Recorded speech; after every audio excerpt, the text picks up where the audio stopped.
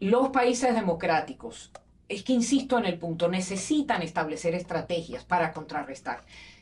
Generalmente se ha hablado de que los países tienen que poder tratar con potencias como China, como Rusia, como Estados Unidos en igualdad de condiciones, utilizando el término que les gusta de la dignidad, pero el dinero no tiene eh, valores morales, desafortunadamente. Entonces, los gobernantes tienen que establecer estrategias, tienen que establecer normas, tienen que establecer, eh, ¿cómo les puedo decir? Tienen que considerar lo importante para después poderse sentar en igualdad de condiciones con estas potencias. Entonces, los países democráticos, ¿qué pueden hacer para fortalecer sus propias instituciones? Para darle frente a las presiones externas de estos grandes países que lo único que quieren es, ustedes, vamos a sentarnos a conversar, aquí se trata de dinero. Pero la población de los países viene siendo finalmente los grandes perdedores. ¿Cómo se fortalecen las instituciones? Mira, hay algo que es importante entender y sobre todo para el televidente que no está con una responsabilidad política de un país. Hay intereses de naciones y cada nación tiene intereses diferentes a otras. Estamos de acuerdo. No se puede comparar el interés de Panamá, por decir países pequeños, Costa Rica, Ecuador, ni siquiera Argentina o Brasil, con las responsabilidades de Estados Unidos, de Francia, de Inglaterra. Para estos países, lo principal, y me refiero a países pequeños o países que no son grandes potencias, tienen una responsabilidad que se limita a su esfera nacional. Y lo acabamos de ver en Panamá. Estados Unidos con Panamá, un aliado. Panamá ha sido un aliado histórico y tradicional de los Estados Unidos. Y Estados Unidos tuvo que ir allí para imponer determinadas condiciones porque estaba poniendo en peligro la seguridad internacional para caso de un conflicto que puede surgir en cualquier momento, porque sabemos que el interés geopolítico de China es control global y el canal de Panamá es un escenario de guerra. Así es. Es un escenario estratégico, porque por ahí comunican dos océanos para las flotas navales y tengan en cuenta que China está en una carrera armamentista y eso Estados Unidos no lo puede ignorar ni lo puede ignorar Europa Occidental. Rusia está en una situación de peligro, como mencionaba Jesús anteriormente, porque está en un periodo de expansión. Lo dijo Putin cuando fue a iniciar la guerra contra Ucrania. Queremos restablecer el imperio ruso. Debo restablecer el imperio ruso por una cuestión histórica y lo que se use como justificación no tiene importancia, son los resultados y los objetivos que se buscan. ¿Y quiénes son los que tienen que parar esos objetivos? Son las grandes potencias. Hay una realidad que no se puede ignorar. Hay dos niveles de preocupaciones y de objetivos a buscar y no se puede, a veces no se conjugan, a veces tiene que hacerlo impositivamente porque son intereses que van por encima de una sola nación, porque si hay un conflicto global, hay un conflicto, son muchos los países que van a caer involucrados en ese conflicto. Considerando que nos queda poco tiempo, me interesa mucho que conversemos, señores, sobre la resolución 2758 que sacaba a Taiwán de las Naciones Unidas y en la que se reconocía a China o la República Popular China como la China con la que se iba a entender el resto del planeta. Eso fue aprobado en la Asamblea General de la ONU en 1971.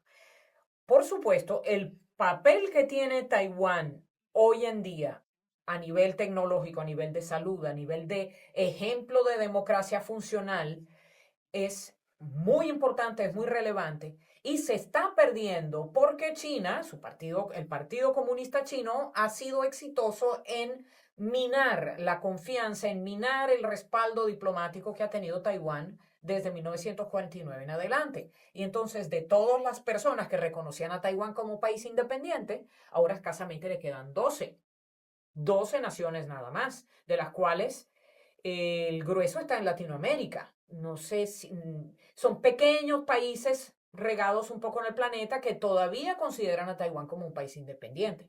Entonces, eh, quiero conocer su opinión, caballeros, sobre la exclusión de Taiwán de los organismos internacionales y cómo afecta, qué impacto tendría que se revirtiera todo esto y se reconociera a Taiwán como un país independiente, por ejemplo, en América Latina. ¿Cómo lo ven ustedes? Pues desgraciadamente el tema de Taiwán tiene su lógica, ¿no? Con este tema de el auge del poder económico chino en el mundo, porque hace como 20 años atrás ellos han venido también preparándose para tener esa misma influencia dentro de las Naciones Unidas. O sea, ellos hoy en día financian una buena cantidad de gastos que tienen las Naciones Unidas. Y desde esa lógica, como ya hemos explicado, que ha pasado con los países, así ha pasado con las oficinas y con una gran cantidad de funcionarios y la burocracia de las Naciones Unidas. Y no es de no criticar, pero al final vos mirás que la agenda china domina a lo interno de las Naciones Unidas. Y es así también que tiene mucha lógica con los países donde China ha invertido. Manejan todo lo que es la diplomacia de estos países y estos países obedecen, digamos, a la agenda de China. Y obviamente yo no tengo una esperanza concreta de que se pueda revertir esta resolución, porque desde luego el papel de China ha sido ese, ¿no? Controlar las Naciones Unidas.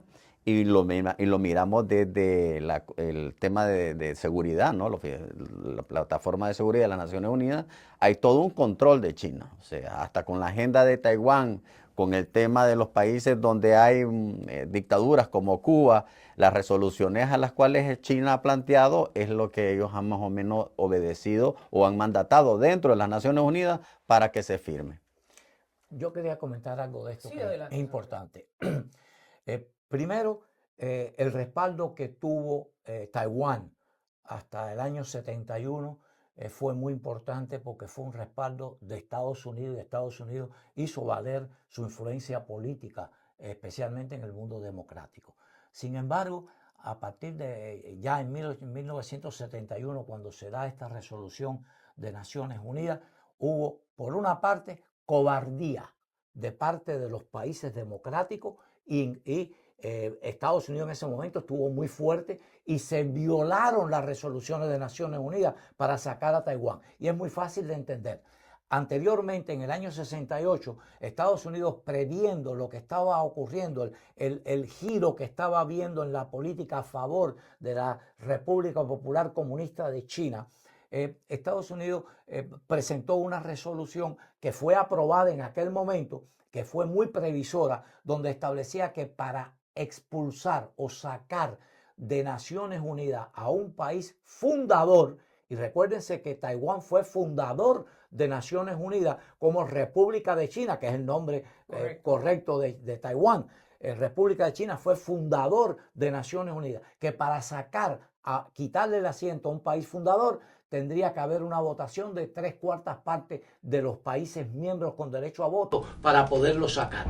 Y se violentó esa resolución. Se sacó a Taiwán con una votación simple, propuesta y utilizando el imperio comunista aliado de China en aquel momento por intereses geopolíticos, pues utilizaron a todos los países asociados con la Unión Soviética para votar a favor de esta resolución que sacó a Taiwán, cuando fue una violación de los procedimientos de Naciones Unidas. Y después vino una traición política hacia Taiwán de parte de Estados Unidos, porque entonces para favorecer a China comunista, desplazaron a Taiwán, cortaron relaciones diplomáticas, limitaron a Taiwán a una relación extradiplomática y además solamente consiguió un respaldo militar por el Congreso, no por los dirigentes políticos del Partido Demócrata que abandonaron a Taiwán en aquel momento.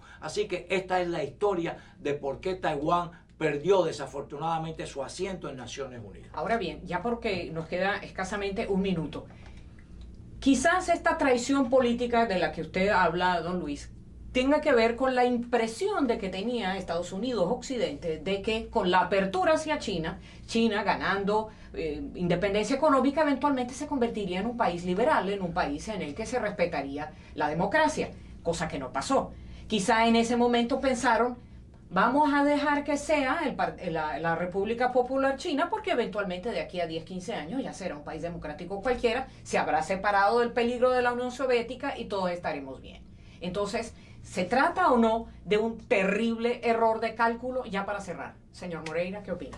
Pues prácticamente yo creo que, bueno, la última asamblea hace 20 años que tuvo el Partido Comunista Chino, que estaba ya el auge económico interno, ellos inmediatamente pensaron en su ventaja económica, pero también dijeron, tenemos que prepararnos para lo que significa tener ese poder económico, a nivel interno y a nivel externo.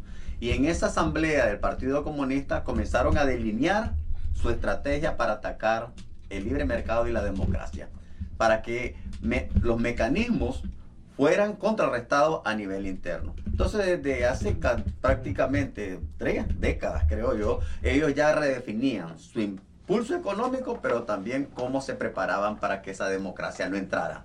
Y incluso es un error que todavía hoy se sigue cometiendo, porque los ideólogos políticos democráticos de Occidente siguen pensando que el engagement, el relacionarse con estos países comunistas, los va a transformar, los va a convertir en demócratas. Y eso es un error, como bien decía Jesús, porque ellos se han preparado precisamente para que eso no ocurra. Y simplemente como Fidel Castro se burló de los españoles cuando lo querían cambiar a la socialdemocracia y decía, yo los escucho con la paciencia de Job y con la sonrisa de la Mona Lisa. Bueno, entonces estamos claros de que no estamos tratando con buenas intenciones de parte de ellos. Por lo tanto, la geopolítica se convertirá en un terreno mucho más ardiente. Caballeros, ha sido un placer. Gracias por habernos concedido este tiempo. Gracias a ustedes por escucharnos. Mi nombre es Donatella Ongreda y hasta una próxima oportunidad. Recibe las noticias en tu celular. En WhatsApp, envía la palabra Cuba al número 5255-4503-8331.